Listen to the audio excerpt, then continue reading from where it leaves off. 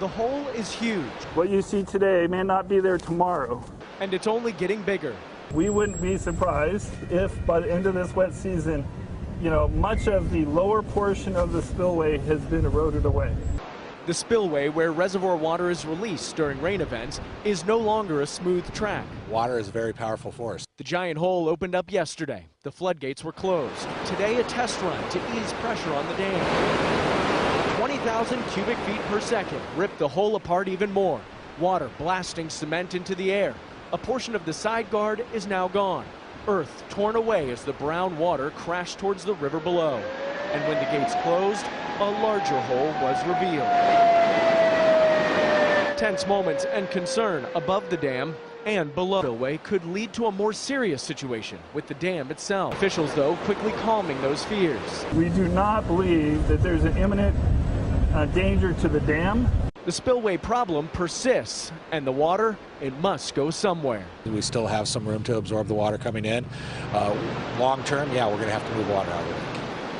Number of levee breaks along the Cosumnes River at this hour, and a number of homes and streets are flooding, even trapping some people in some areas. Firefighters, friends and neighbors coming together in a sandbag brigade to help keep even more runoff out of this already flooded home. But as water from this swollen Cosumnes River started overflowing its banks, the pressure was too much and the levee gave way. Earlier, Sacramento County Office of Emergency Services warned residents to be prepared, and as expected, the levees started to crumble. It is getting worse, unfortunately. Our levee systems, they were doing their best, but now we are seeing breaches. The rising water not only affecting homes and yards, but even livestock were forced to find higher ground.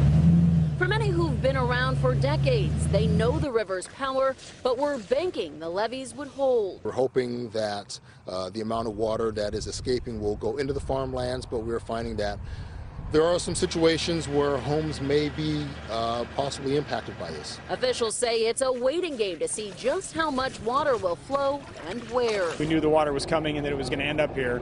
Just where it actually goes and who it floods first and most severe is kind of the unexpected to us.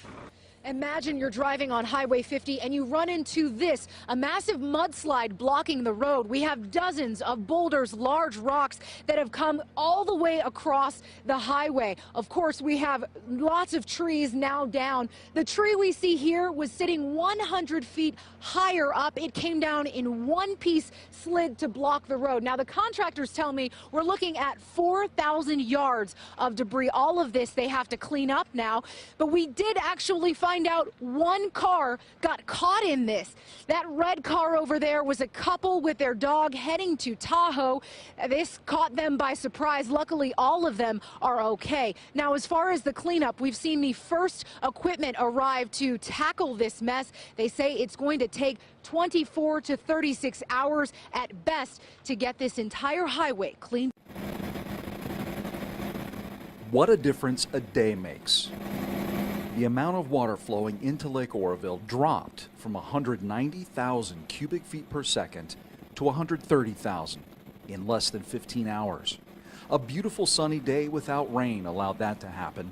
There was a strong possibility that the water would have come over the top of the emergency spillway, that slope of land next to the controlled spillway.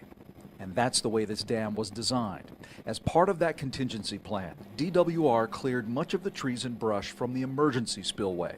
That will reduce the amount of debris that would end up in the lake below and float into the Feather River. Also, they were able to reduce water releases overnight from 65,000 cubic feet per second to 55. The controlled spillway suffered massive erosion, a hole nearly the size of a football field. That sent water off its man-made path, taking land and trees with it. The downstream effects of that turned the Feather River into a mud bath. In downtown Oroville, the Department of Fish and Wildlife moved about 4 million small salmon and steelhead from the Feather River fish hatchery to keep them alive. And is not in jeopardy in any way from this event.